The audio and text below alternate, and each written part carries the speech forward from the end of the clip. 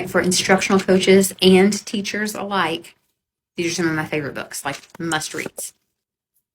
First one is The Innovator's Mindset by George Kiros.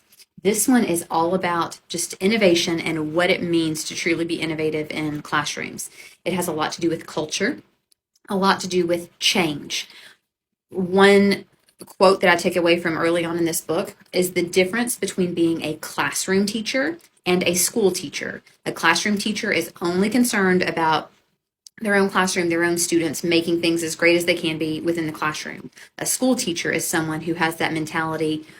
It's shared that all these students are all my students. We are all in this together sort of thing. That's very much what this is about. It just has some really profound pieces to it. One of my all-time favorites, The Innovator's Mindset. Second is Hacking Project-Based Learning. This is a powerful book that is not just about project-based learning. So don't see this and say, oh, well, I don't do project-based learning. I'm not going to do this book.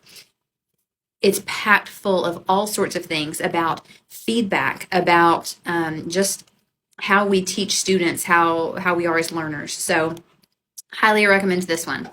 All right, this last one.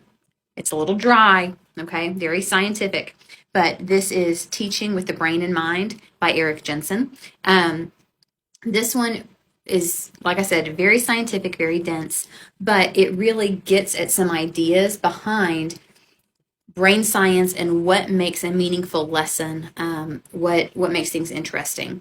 How can you use what we know about brain science in a lesson? So for instance, like telling stories and the power that is of creating a gap in knowledge for students, meaning you throw something out to them that makes them begin to have questions, and then their brains want to fill that gap, so they're going to be open to what the teacher is teaching.